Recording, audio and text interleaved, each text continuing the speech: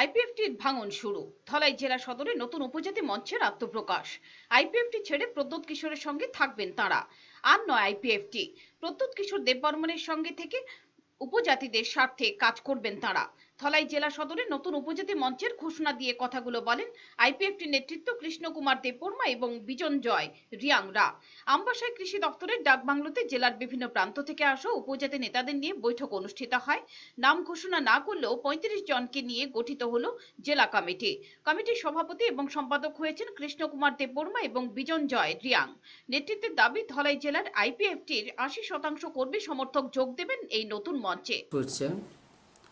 গত 11 তারিখ ফেব্রুয়ারিতে আমরা এই কমিটি গঠন করছি, joint action committee Dhalai district. ইতিমধ্যে আমরা যা দেখতেছি বিভিন্ন রাজনৈতিক ইস্যু নিয়ে যা আমাদের ট্রাইবেল ভাই বোনেরার সঙ্গে যে খেলতেছে, এটাই আমরা উদ্যোগ।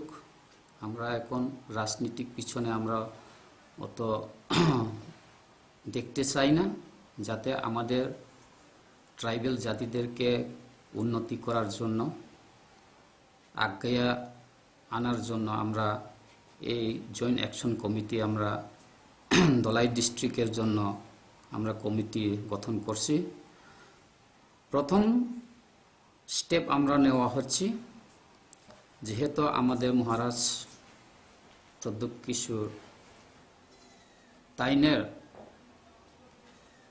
যে বিভিন্ন এলাকাতে মাস মিছিল যে করছে, সেই অনুযায়ী প্রথম জাতি পরের যে পার্টি, সেই উদ্যোগ নিয়ে আমরা ধলাই ডিস্ট্রিক্টও এই কমিটি জয়েন্ট অ্যাকশন কমিটি আমরা উদ্যোগ নিছি।